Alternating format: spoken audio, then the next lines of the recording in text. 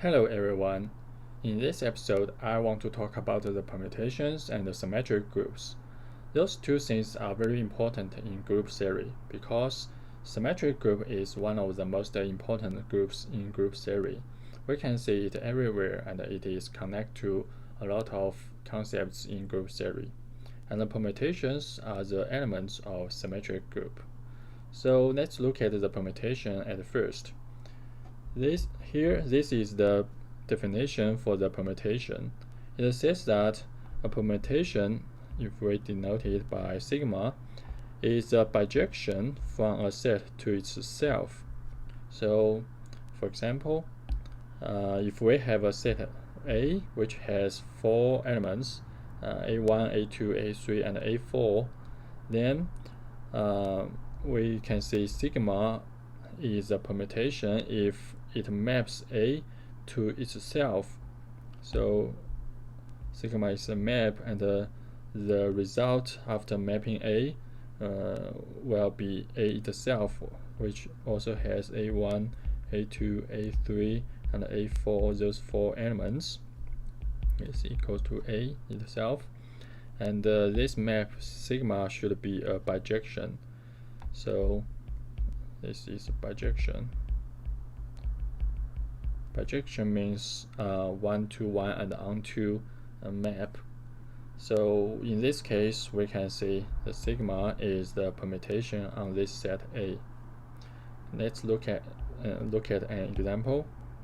So if the we have a map like this, from it maps A1 to A3, A2 maps to A1, and A3 maps to A4, and A4 maps to A2. We can see this is a bijection. You can check that it is 1 to 1 and onto, and so that we can say this map sigma is a permutation for this set A. And similarly, if the map is like A1 maps to A1, A2 maps to A3, A3 maps to A4, A4 maps to A2. This is a different map, and it is also a bijection, so it is also a permutation on this set A. And but this permutation is different from the previous one. So we can see for set A, we can have a lot of different permutations on it. And here we can see that because the sigma is a permutation, so it does not change the elements in this set A. What does it change is just like the position of those elements. If we just imagine this set A has some structure or has some order. So in this case, take this example, we can see that the result after apply the sigma, this result is actually A1 maps to A1. So it means we move A1 to the position of A1, and here A2 maps to A3 means we move A2 to the position of A3, so A2 becomes to here, and A3 maps to A4. It means we move A3 to the position of A4, and similarly A4 to A2, so A4 becomes to the position of A2. Okay, sorry, here this is A3 here. So the permutation is actually to change the position of the elements in a set. It does not change the value of those elements. So this is the permutation. And because permutation is a bijection, so we can write it or consider it as a function. So like in the concept of a function, we can use sigma to apply to the elements of A. For example, sigma apply to A1, we get A1 because it maps to A1 here. Similarly, A2 is mapped to A3 in this case, and the sigma maps maps A3 to A4, and it maps A4 to A2. So A4 to A2. This is in the case we consider the permutation as a function. Okay, so this is the concept of permutation. Maybe let's look at like a more concrete example. We can just use the example we saw before, which is the dihedral group. Recall that a dihedral group D2N is a group which is generated by two elements, R and S, and with some properties. And we don't care about the properties here. We just care about the generators. So, according to the definition of those two generators, they are actually related to the actions on the n-gon polygon, and maybe here we just consider n equals 4 as an example. So the R, as we talked before, R is rotate those square in clockwise direction, and S is to flip this shape along this x-axis. So so if we consider the vertices of this square by A1, A2, A3, and A4, then we apply R to this this shape. We just rotate it, and the result will be like this. A1 goes to here, A2 is here, A3 is here, and A4 goes to here. So we rotate this shape in clockwise direction.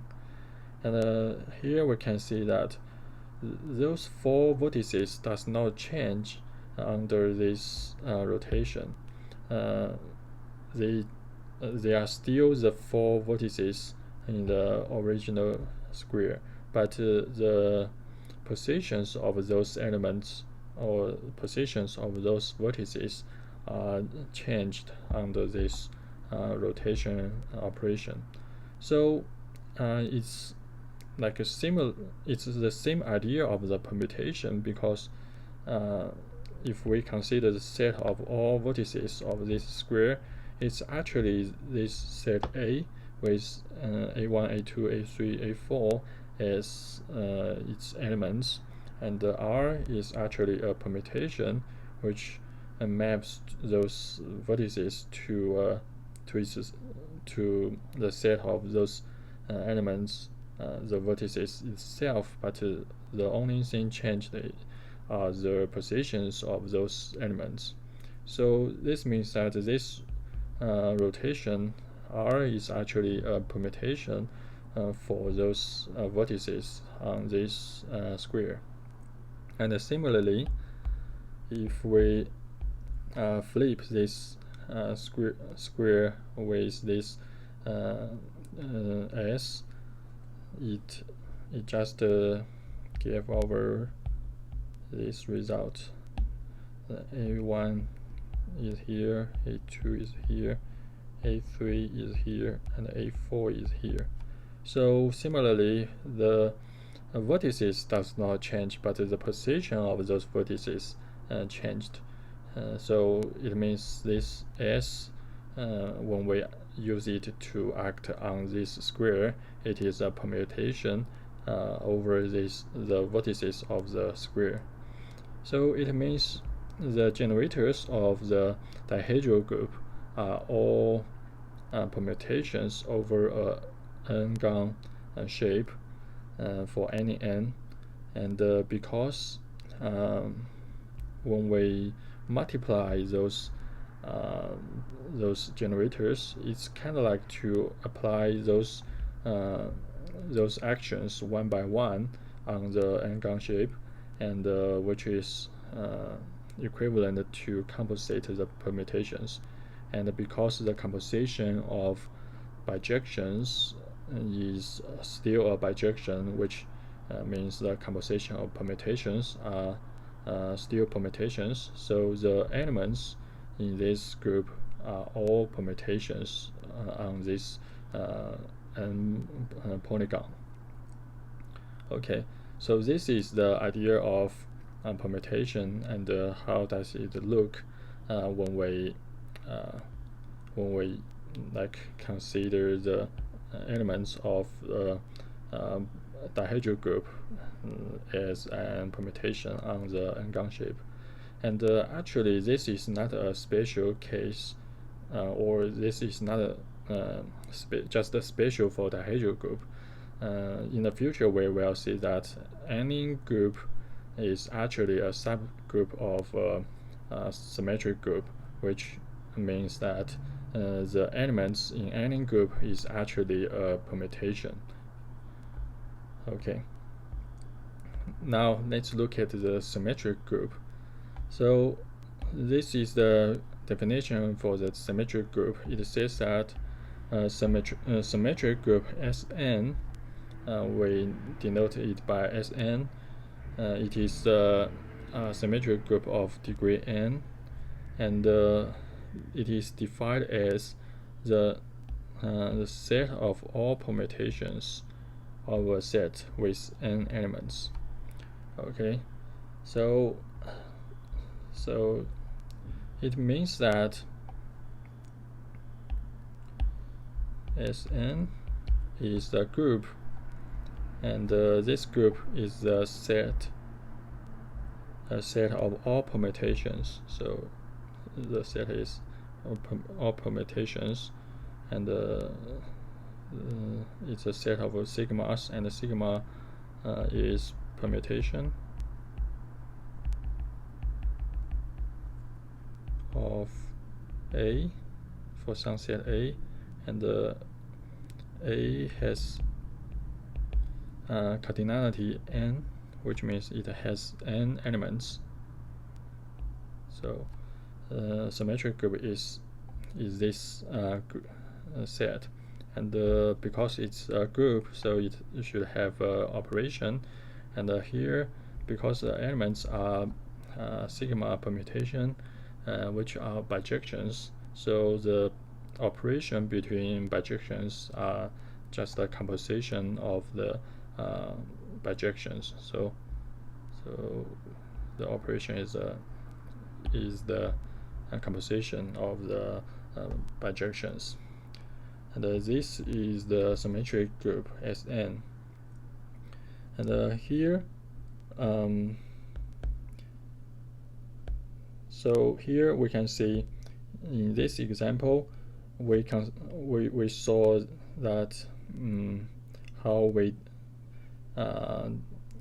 define the permutations over this set A, and because this set A has 4 elements, A1 until A4, so the permutation, the symmetric group Sn over this set A should have order have degree n, because A has 4 elements.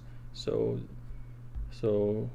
this n over A is this set A is of degree 4, because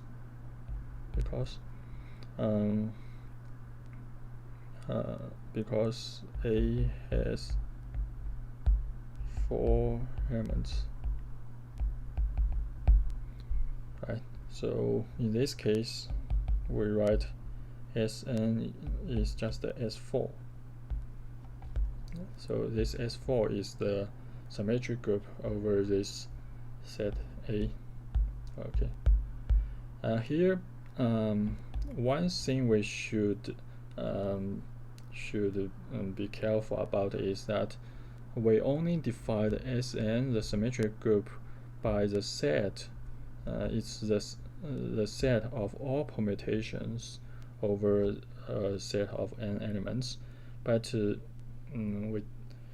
how can we know this set is actually a group under this operation, composition operation? So we need to prove that. And to prove that, we can use the definition of groups which has 4 axioms. I usually call them ACII. And it means that the first A is stands for associative. And this is naturally true because operation in this group is the composition between bijections, and the sigmas are permutations which are bijections. So if we consider for any A1, A2, and A3 in Sn, then because all of them are bijections, and the composition over bijections are naturally associative. So this is according to the definition or the property of the composition of maps. So this will show that this the permutations in this group are associative. And the second one is C, stands for closure. Closure is also true because for any 2 permutations in a symmetric group, then if we composite them together, this the result, maybe we'll call it a sigma, and this should because this is a composition of 2 bijections, so the composition of bijections is also a bijection. So this sigma is also a bijection, and because Sn contains all bijections over the set A, so this bijection should also be in Sn. So the closure is true. And the third one is identity.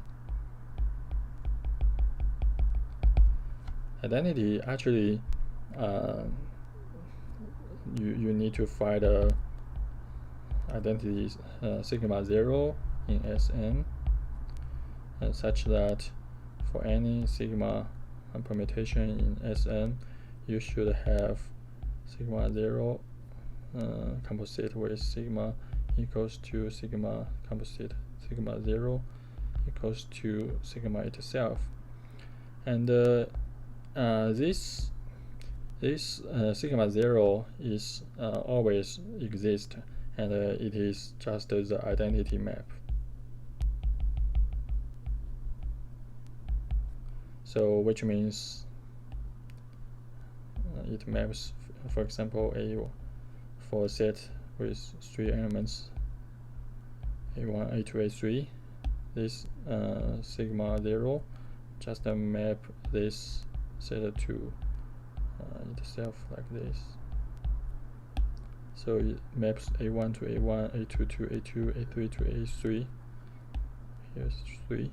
So this is the identity map, and you can check by yourself for the identity map sigma 0.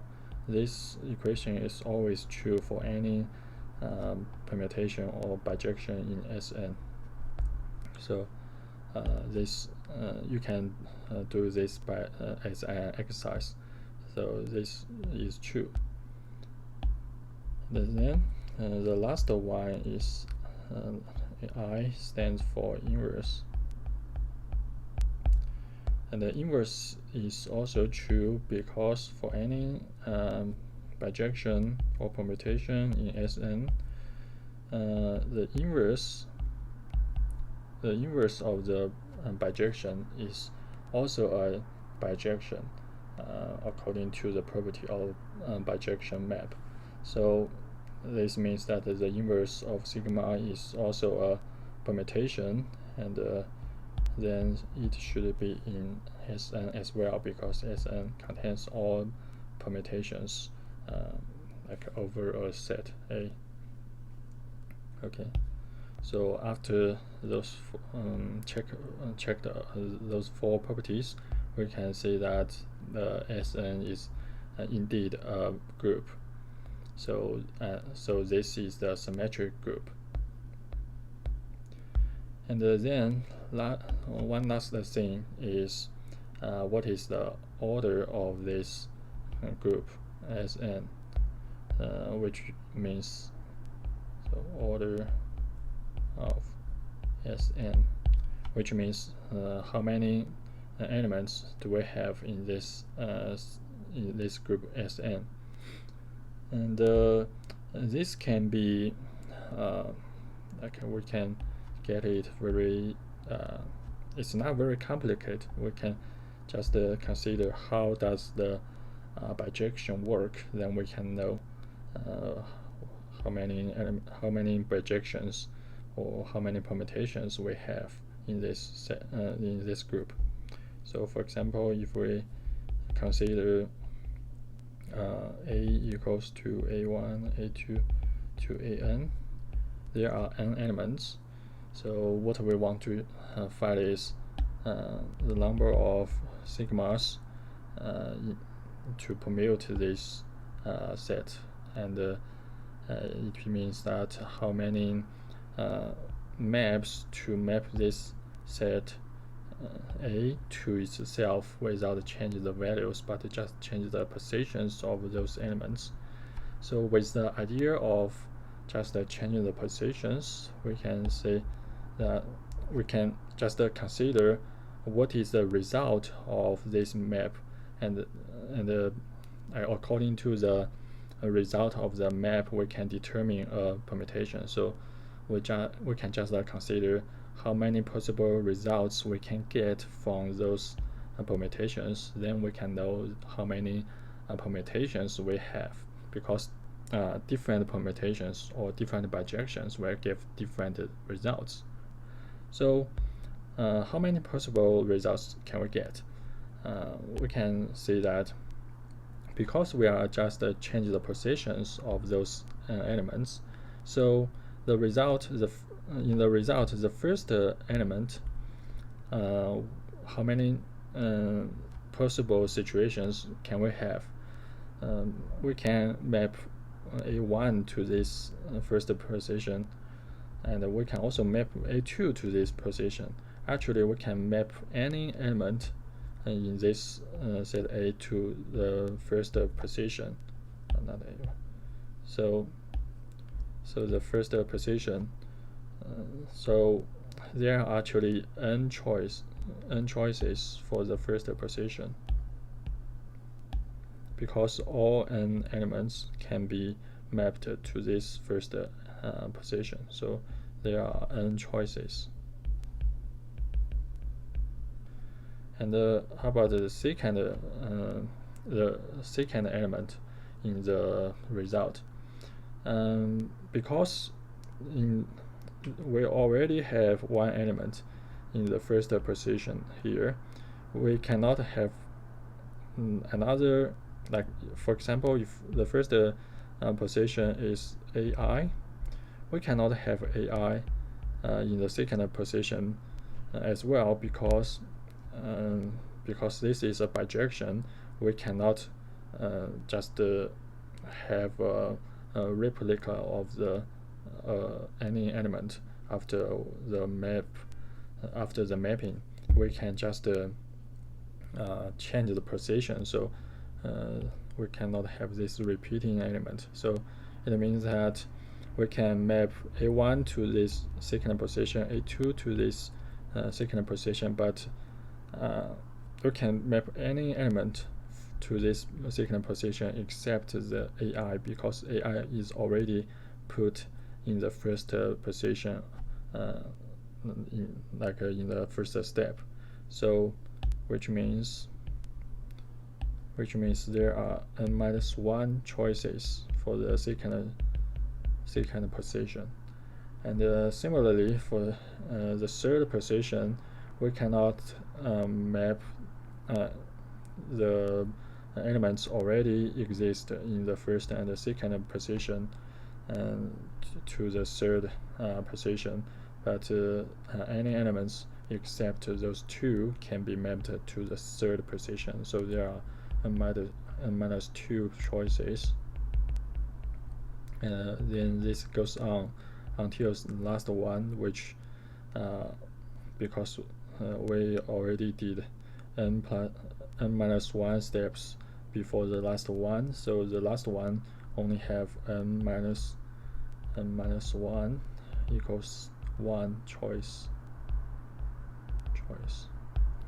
So we can see that for each position we have like a different number of choices for the elements. Like in this way, we can have a valid result for the permutation or the bijection. So according to these numbers, we can see that the total number of possible results are just the multiplication over those numbers. So that is n times n-1 times n-2 times 2. The last one is 1. And this is actually the n factorial. So this means the number of permutation is n factorial. And this is the order of the symmetric group Sn. Okay, this is all I want to talk about in this episode. Thank you for watching, and see you next time. Bye.